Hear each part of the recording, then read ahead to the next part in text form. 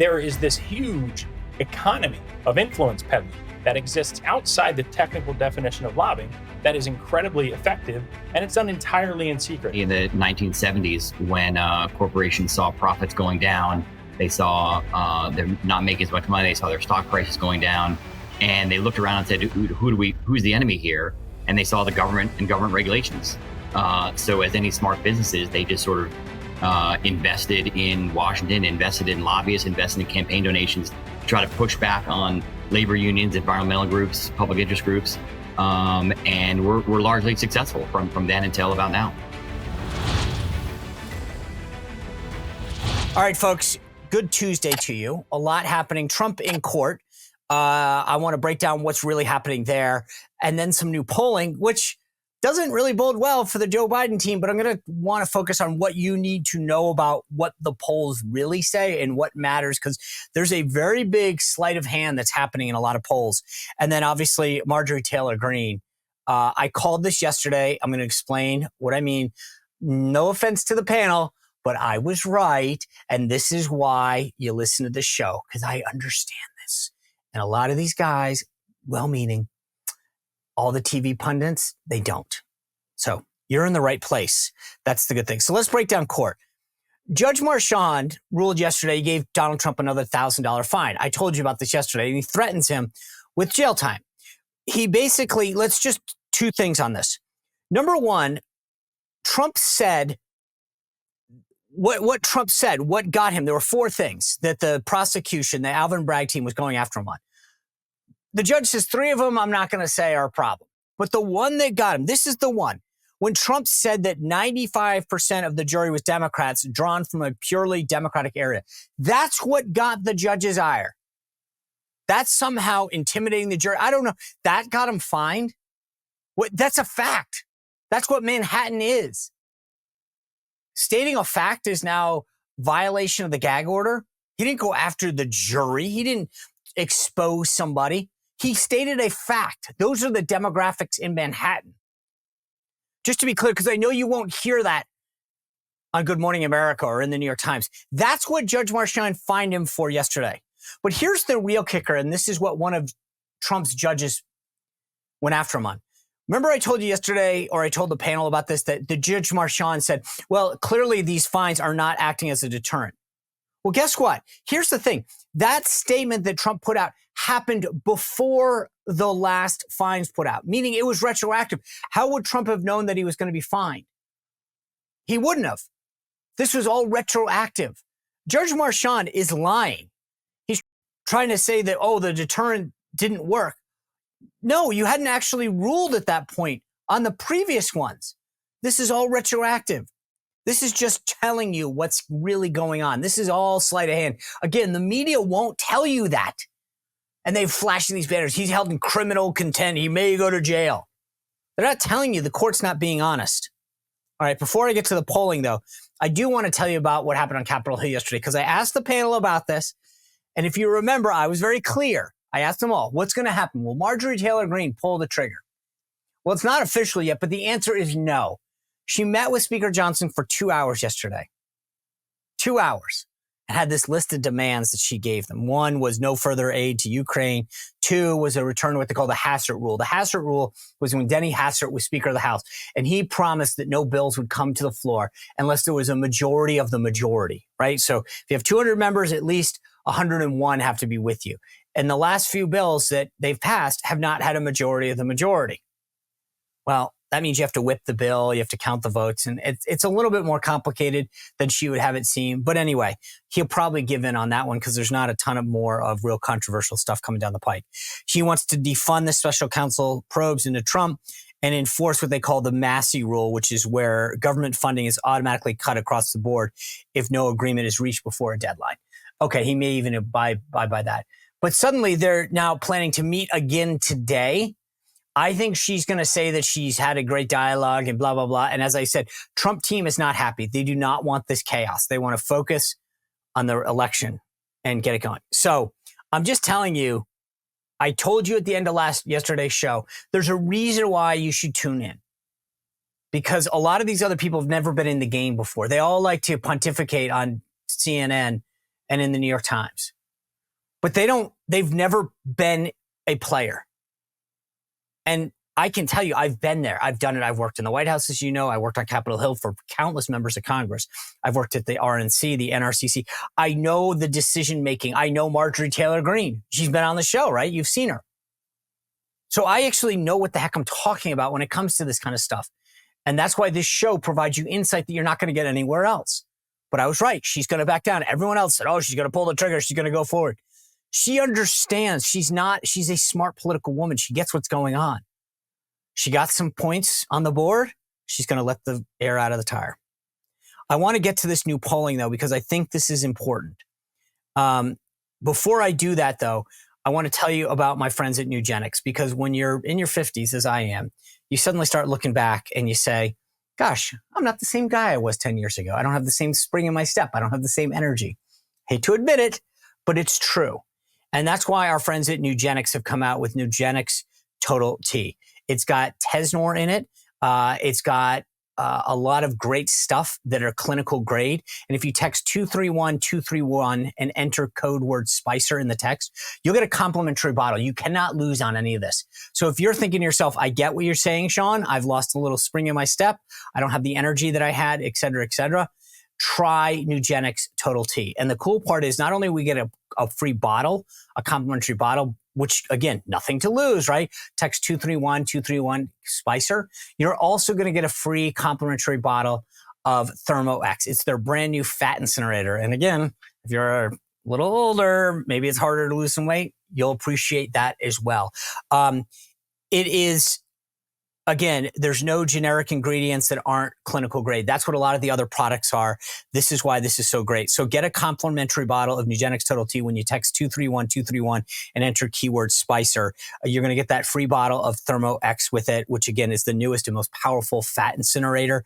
Texting does enroll you into recurring automated text messages. Consent not required to purchase. Message and data rates may apply. It is the #1 doctor recommended brand by primary care physicians based on an independent survey conducted by IQVIA 2022. All right, let's get into the polling that I want to break down for you. There's a brand new ABC poll that came out over the weekend. Here's the thing, and this is what's so important when you look at polling. The first answer they give us is all adults. All adults, Trump leads Biden 46-44. When they ask if you're registered to vote, it gets a little tighter, 46-45. But here's the kicker. When they screen for likely voters, and most media polls don't do this. Why? Because it costs more money. You have to call more people. It's easy to say, are you an adult? Great. How are you going to vote? Ring, ring. Okay, thanks. Are you registered? That costs more because it takes more calls to get to registered voters. Then the question becomes, are you a likely voter? That's even harder because you now have to call more and more people. Here's the problem. When it gets down to likely voters, Biden leads Trump 49-45. We cannot get misled on this. This race is going to be close. Now, you know what I think about national polls, so I don't mind this. But I will say this, don't get caught thinking that we're in great shape. This is going to be a war, a get out the vote effort in 7 states that we talk about. We need to get out and vote. This is so tight. Here's the cool thing, though.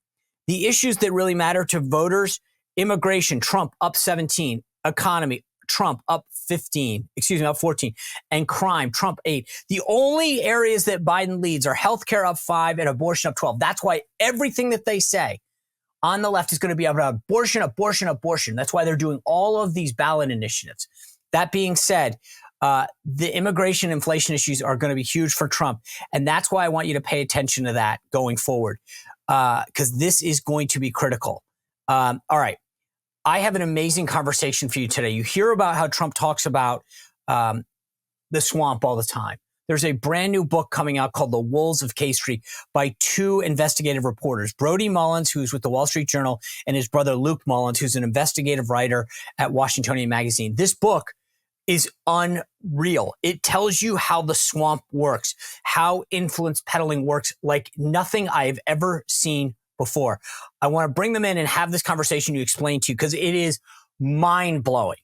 Before I do that, I want to tell you about one of our other great sponsors from Bishop Gold. Guys, there are stories. I saw one today about what's going on in China right now. Listen to this. This is unbelievable. China's citizens and central bank are buying gold at a record pace, which is likely to continue to propel the metals rally even higher. Gold has risen 45% from $1,643 in September of 22 to a high of $2,390 on April of 2024. Everybody's talking about gold now. You see all the commercials. People are talking about how you can go to get it at Costco.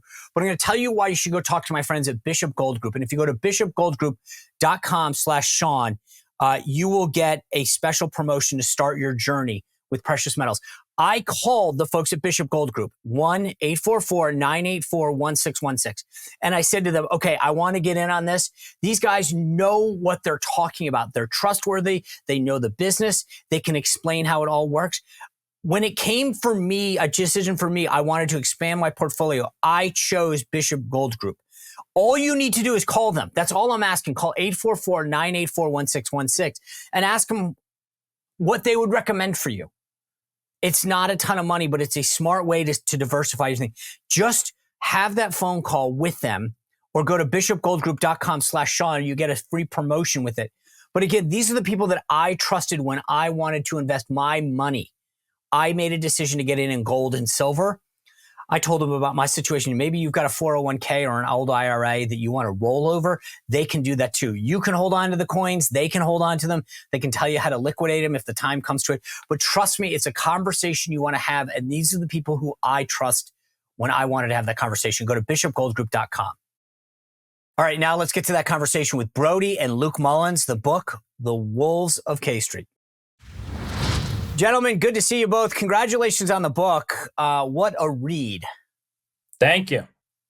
Yeah, I mean, I know we've got a few days until it comes out.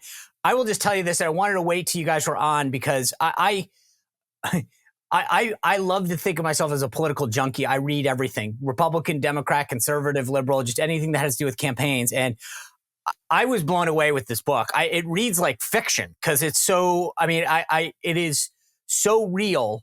I guarantee you, and I just want props somehow to get some cut of whatever the movie is that comes of this or the movies. So if we can just arrange that now, I'll help promote. But we'll get back to you. Yeah. Okay. Yeah. It sounds like someone who knows that's happened. Luke, let me just start with you. What was you guys went into this book. Did you know that it was going to yield the stories, the swampiness, the influence peddling that you saw? Or were you guys kind of were you calling your brother going, you're not going to believe what I just found out about so-and-so? Yeah. I mean, listen, we went in there with some pretty good stories to start, but we were sort of blown away by what we found. One of the things that Brody and I talk about a lot is that both Brody and I are from D.C. We grew up in D.C. sort of kind of came of age in the 80s. And we always just assumed that corporate power was always dominant in Washington because it was in the 80s and of course during our lifetimes as reporters. But one of the really most surprising things we found is that this sort of period that have been living in, where we have this sort of extraordinary corporate power, is kind of a unique period. Back in the late 60s and 70s, corporations were really getting steamrolled in Washington by labor unions, environmental groups, public interest groups. And where our book really starts is in the late 1970s, where corporations are losing a lot of these political battles, and they decide, hey, we're getting our butts kicked here. We need to really invest in Washington. And they create this sort of revolution of corporate power that has existed almost to this day. It may be fraying a little bit, but that's really what gets us into our story. So Brody, let me just tell you what I thought the nut of the book comes down to something on page 221. Let me just read it for the audience. It says, it showed that a well-connected Washington operator could be just as important to a corporation's bottom line as its top salesman. When I read the book, I thought to myself, that nails it. That is literally what the ethos of this book is that influence peddling lobbying can get you more added to your bottom line than the top salesman.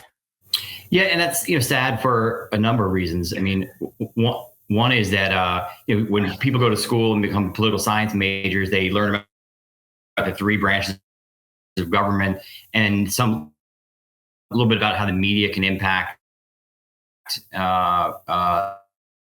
legislation, but no one really learns. It's really another part of the sausage making process in Washington that's not really ever talked about. That's the thing, Luke. I literally, like I said, I consider myself a junkie. The other line that I thought was so fascinating, you guys detail a pharmaceutical corporation called, I think it's Genentech. Is that right? Genentech. It's a pharmaceutical company. And it says this is on page 296. It says that their advocacy budget was $50 million, right? But then here was the kicker. Only $5 million was for lobbying. $5 million of a $50 million. So I'm thinking to myself, and I know you tell me, but explain to the audience what the other $45 million was for. Yeah. So essentially, this is one of the big issues in the book, right? It's this development which we call shadow lobbying. And essentially what that means is that there is a technical lobbying, which is when a lobbyist deals directly with a member of Congress and says, hey, I need you to do this for my client. But there's all these other, what we call outside influence peddling. And that's where a lobbyist kind of teams up with grassroots strategists, media strategists, pollsters, and social media people, and tries to essentially tries to shape public opinion and tries to get a lawmaker's constituents whipped up either for or against an issue. And then those constituents then put pressure on the member of Congress, who then does what they want.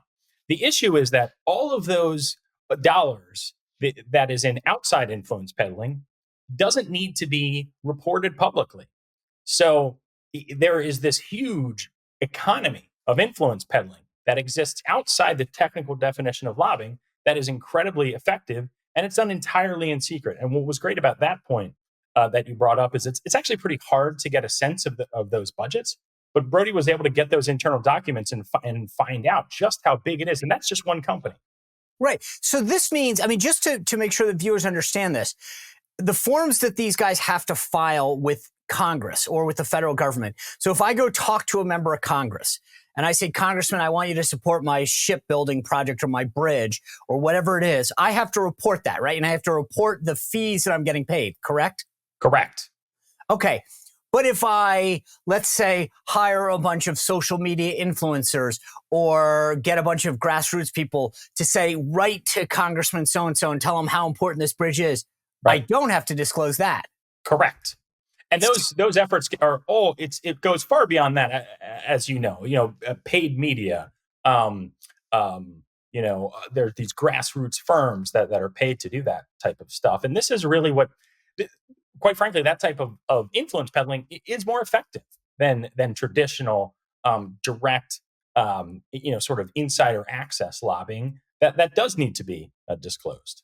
So how many of these people in Washington now are saying, well, I don't want to be a lobbyist, but I'll be a strategic whatever. They have some new fancy title, but there's a lot of people, I assume, that don't want to register as a lobbyist or even register as a foreign agent with the Department of Justice, maybe. So they're saying, I can provide you advice on how to get what you want without doing this. How prevalent is that now in D.C.? Well, the short answer is it is incredibly prevalent, but we don't know because lobbyists have to register. So we know exactly how many lobbyists exist, how many people that are doing this sort of shadow lobbying outside influence. We don't know the answer to that. But we have an indication from, for example, the budget at Genentech that it's very considerable because, again, Genentech was paying $5 million for direct lobbying and $45 million for outside influence shadow lobbying. So you and your brother are both in the media, right? And you've been investigative reporters. You've uncovered a lot of this stuff. How you talk about and this is, I think it's page 304, about the media being, at least the way I read this, is part of the problem. You write about one particular lobbyist or influence peddler, however you want to describe him, by the name of Jim Kortovich. He was at the time dating CNN's Jeff Zeleny, and you write about how he would throw these upscale parties with media types. And then he would say, I mean, this is a quote that you guys have, he could get friendly articles published by, quote, a host of reliable journalists. How part of are these journalists of the greater problem? So I would say journalists in the cases that we talked about there could be sort of unwitting instruments here. And remember, what we're talking about is a corporation or a foreign government trying to get what it wants without directly lobbying, right? So they're doing this sort of outside influence peddling. And one effective way to do that is to try to get stories planted in the press. So this particular influence peddler that we talked about, he was a very well-known sort of party host in Washington. He had a lot of parties that attracted, the upper crust of both the sort of political and media establishment. And he was able to create rapport with a lot of reporters, and he was able to use those connections to benefit his corporate and or foreign government clients. And I do have some sympathy here for the reporters because, to an extent, they are out there trying to develop leads and trying to develop sources. But again, to me, it goes to the broader issue of shadow lobbying, that sometimes it's just not clear who's working for who because there is no disclosure. Fair enough. But I guess my question is, doesn't this go to the concern that I think a lot of Americans have, which is, I mean, Donald Trump calls it the swamp. You use the word swamp in the book. Sure. But this is dirt. It's sort of like, I get it. I have to work a source, so I need to go to this guy's party at his house and drink his liquor and have fun. I mean, when you read something like Politico Playbook every day, they've got these stories of these parties where everybody's out hanging out together. I mean, I think that I get it. There's a little bit of source working, but isn't this part of the problem? Is that No. I take your point that it does create this sort of back scratching culture, insider back scratching culture that does not serve the interests of the American public. That is absolutely true. So when you, after doing all this, I mean, are there ways that you as a reporter now have to approach things saying, okay, knowing what I know now, I got to be careful where I go because I don't want to create the perception of this?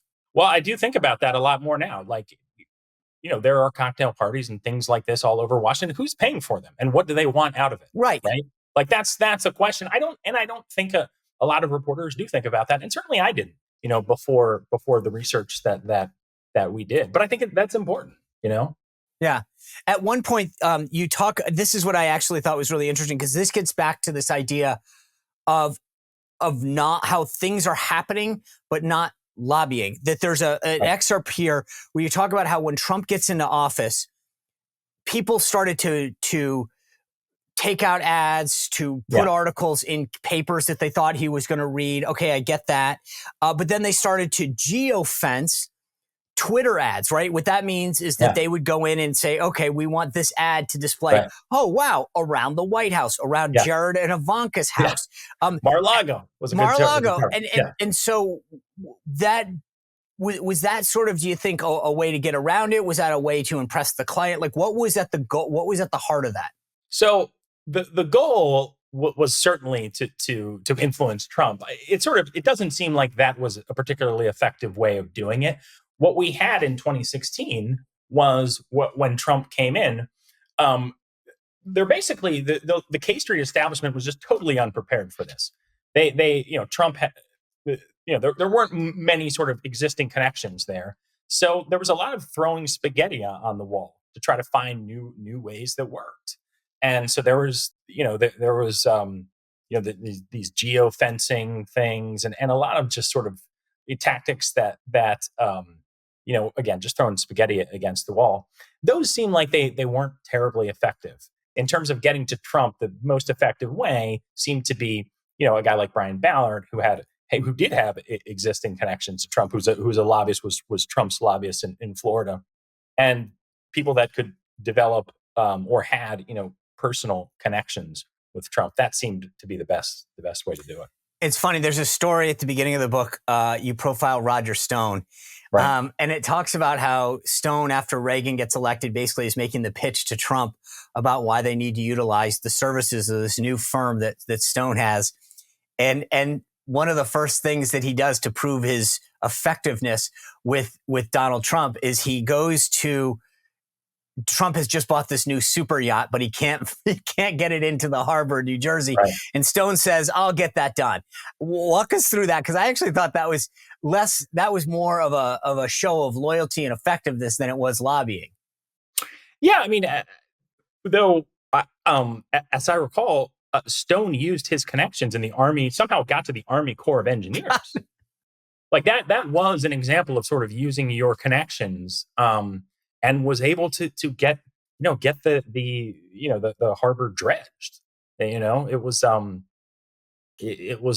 actually, I thought it was a pretty effective. I mean, I think you're basically saying, watch what I can do for you. I'm going to get the harbor dredged for your new super yacht.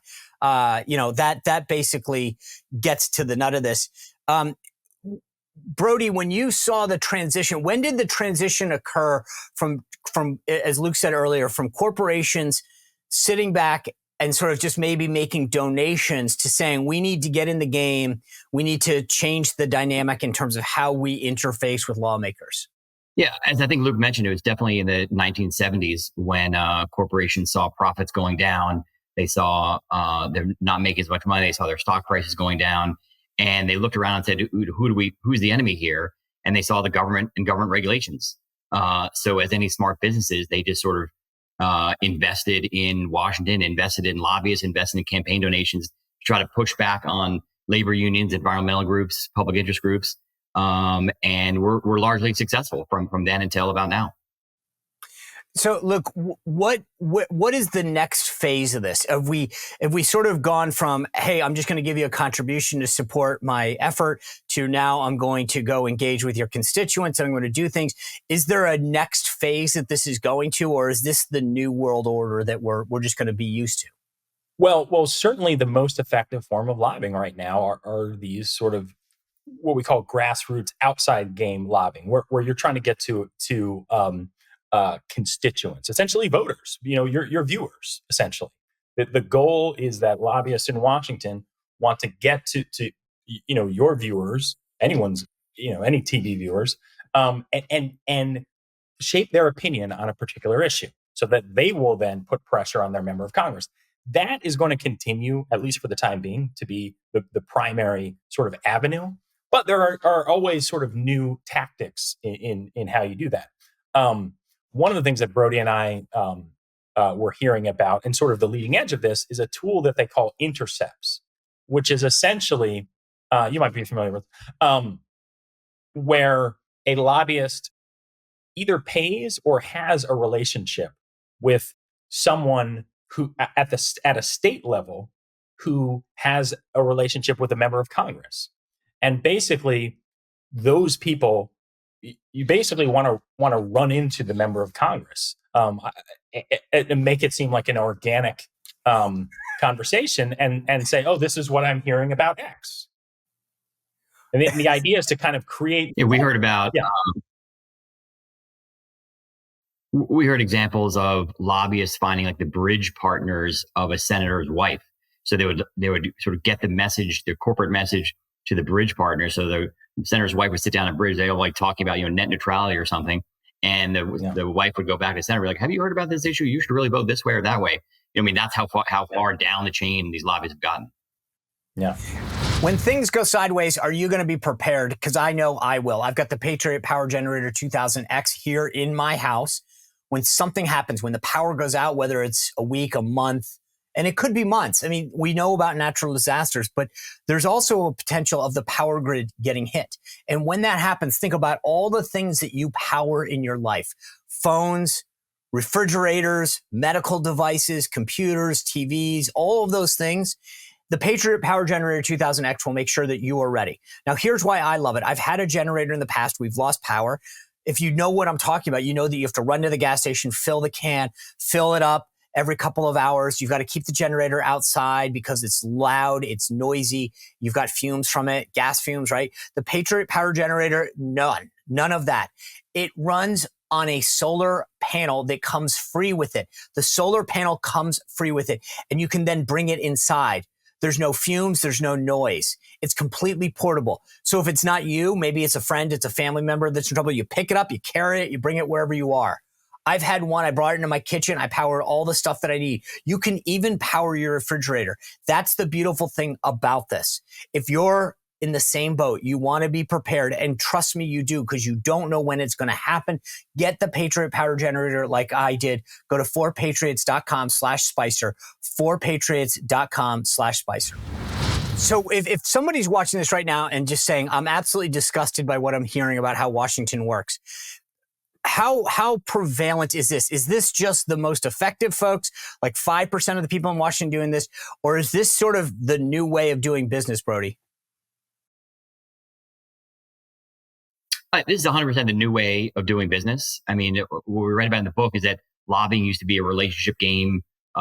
Deals were cut in smoke-filled rooms over campaign checks and steak dinners. That really doesn't happen anymore. It's all about motivating constituents and getting popular support for or against a provision. So the companies will, basically run a presidential campaign in a particular state to get constituents to support, a trade bill or a tax cut or something like that.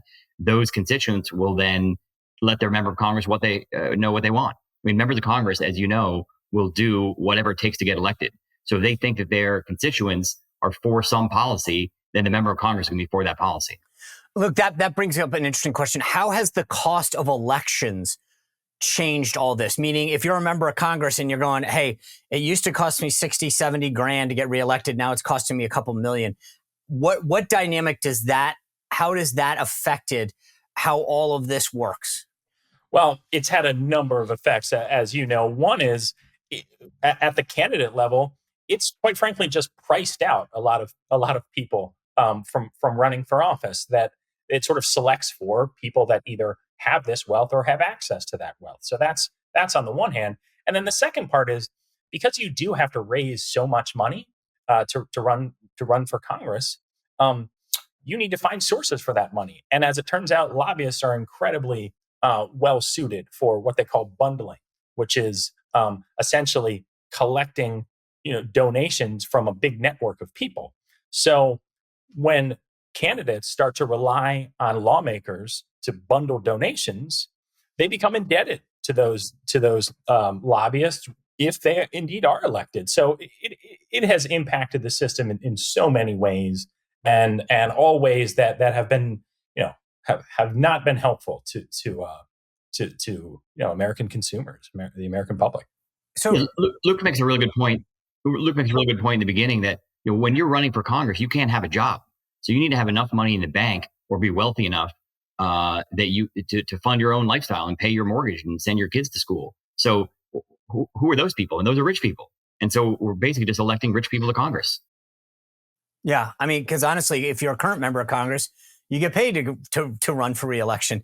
Look, let me ask you this. I'm an average person. I'm sitting at home right now. I'm listening to this conversation, and I say, I've got an issue that I want my member of Congress to deal with, but it's just me and 5 of my neighbors. Do I have a shot right now, or do I need to go hire one of these big things and put up $1 million budget? I mean, gosh, it's tough. I mean, I will say that members of Congress, their constituent services, they'll take a call. I don't want them to take my call. I want them to change something. It's going to be hard. It's going to be hard. Like the deck is stacked against you. Well, and that was the thing, Brody, is that there were so many times.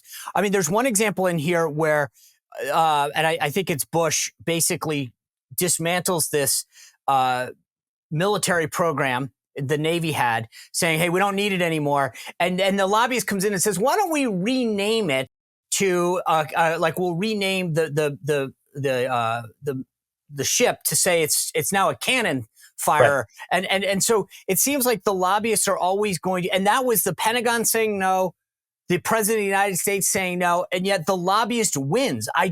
That to me is what I think will blow a lot of people's minds, is that here's the government saying we don't need to spend this money, and yet the lobbyist gets their way by basically figuring out how to massage the name of it. Absolutely. That was Bush and Rumsfeld who were trying to kill the Crusader tank system back in the day. And it was a $2 billion program. And the lobbyists for the company who made it went to Congress, went to their allies and said, hey, let's put this money back in the budget and we'll just call it something else. So Bush killed this program, pushed the program down, and like whack-a-mole, it just popped up somewhere else under a different name. And that tank program still exists. Look, let me ask you like my analysis and tell me if you think I'm way off. But I always think that Hollywood is for like good looking people who want to be actors. I mean, this is obviously very, very broad strokes. New York is for like the people who it doesn't matter. It's like you're going to make money if you're driven. And DC is just power obsessed. It's all about proximity to power, who I know, who will take my phone call. Is that a fair and accurate assessment, at least of DC? I don't mean to wake you way in on Hollywood in New York. No. I think that's absolutely right. I mean, we focus on essentially three different lobbying dynasties, sort of groups of lobbyists. And all of them got their start essentially because of their access to power. Different eras. We read about this firm by a guy named Tommy Boggs. His father was a member of Congress. We read about Black Manafort and Stone, and of course, they had all kinds of connections to the Reagan Revolution. And then we read about Tony Podesta, who's the brother of John Podesta. So that is absolutely true in terms of how important power is to Washington. Brody, your brother mentions these different dynasties that you wrote about in individuals. When you wrote about them, how many of them wanted to tell their story and cooperate, and how many of them said, stay away from me, I don't want you to ever talk to me again? This may not surprise you, but no one in our book wanted to be in our book, which is probably one of the reasons the book is so good. No one wanted to talk to us. We had to sort of report around them. We had to talk to their friends and neighbors and opponents, and come up with a bunch of great stories about how these influence peddlers operated. It's interesting. I want to show this to the audience. To your point about no one wanting to talk to you, Luke, this is 70 pages of notes. It's sourced, here's where we got this, here's what we did this. When you guys were writing this, based on what Brody just said, meaning no one wanted to talk to you, how important was it to say, then if we're going to have this, if these people are going to be pissed, we got to make sure we document everything, that we're 100% on this, that we don't have a moment where someone's questioning that didn't occur. What was the thinking between, I've never seen anyone put 70 pages of notes in a book. Yeah. Honestly, we felt like, we're going to write a book that is going to make some very influential people very unhappy, and not just influential people that are experts in sort of manipulating public opinion. We cannot make a mistake here, and we've got to have everything nailed down, and we've got to show our sourcing when we can. So that was hugely important. Our thinking. We spent 7 years working on this book, and the final year was spent almost entirely fact checking. We had, in addition to Brody and I, we also had 2 separate fact checkers, and then getting all this sourcing and attribution down. It was painstaking and meticulous, but for a book like this, it is absolutely essential. But were you worried? Brody says no one talked to you. Were you worried, Luke, that they were going to come after you or sue you, or that? Well, we certainly thought that we need to have. These are people that could potentially sue. Yeah. That was in our minds, these are powerful people who don't like it when people say things that they don't like. And, our book is true, and we've got to have all our facts nailed down and properly sourced. Yeah, absolutely. Brody, right now, Donald Trump is leading in the national polls and in the battleground polls. So there's a better than decent chance that he returns to the presidency. Will there be, you guys mentioned that people were caught off guard the last time. There were a lot of people that I read in that book that claimed to be close to Donald Trump and made a career and a ton of money off saying that they knew how to get together. Will K Street be better prepared this time? Will they invoke new tactics? Will things be any different? K Street will absolutely be more prepared in the sense that Donald Trump has now had an administration where there are all these ex-officials and people that worked with him that K Street will be able to draw on. So, if that happens, then, there will be another sort of, a gold rush essentially for K Street firms looking to hire people that have relationships with Trump. So Trump was very big, and he still talks about draining the swamp. Can he really do anything? Can anyone do anything? Or are these loopholes that you described just inevitable? Well, I think there are certainly things that can be done. One fairly straightforward thing is to close this shadow lobbying loophole, right? There's legislation that gets introduced every couple of years that would do that. That would essentially say, hey, it's not just if you're directly lobbying someone.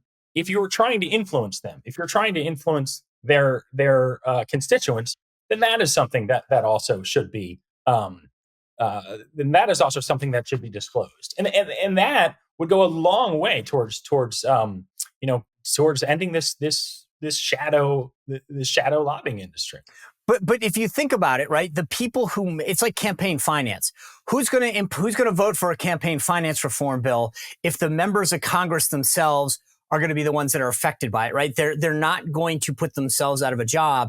And I keep thinking about all these former members of the administration, the former members of Congress, like they would be the ones that would have to write the bill, vote on it, et cetera.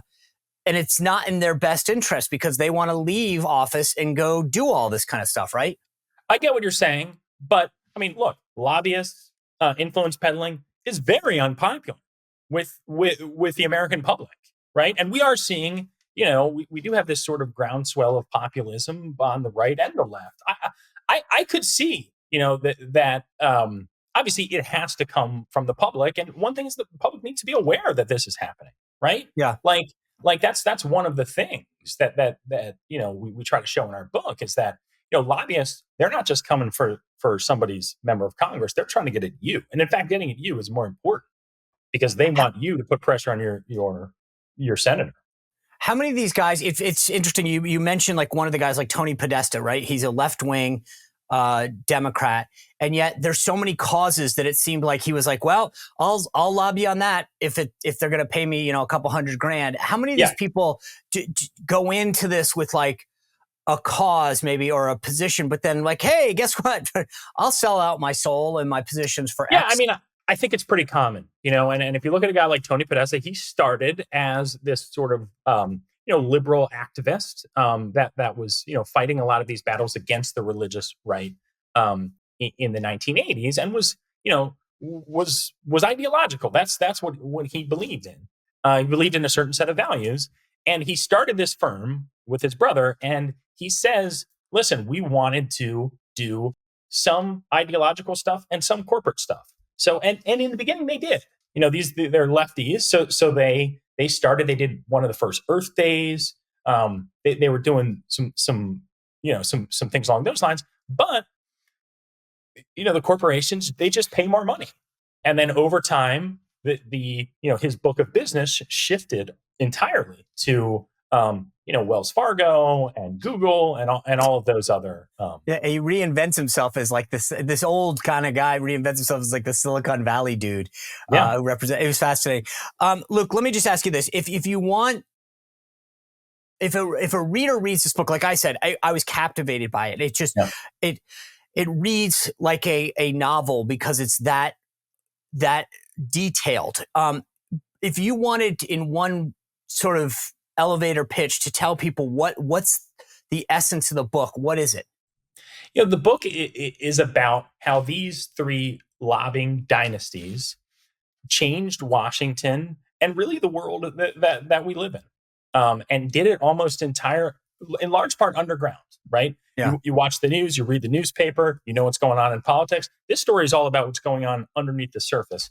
And we felt that story was incredibly dramatic, and it's going to be entirely new to a lot of readers. Oh, I like I said, I know all these players, and the stuff that I learned was unbelievable. I literally cannot believe some of the details that you guys have and the stories you tell. And like I said, trust me when I tell you this, I was sitting there reading, and most nights my wife was like, "Are you going to put that down?"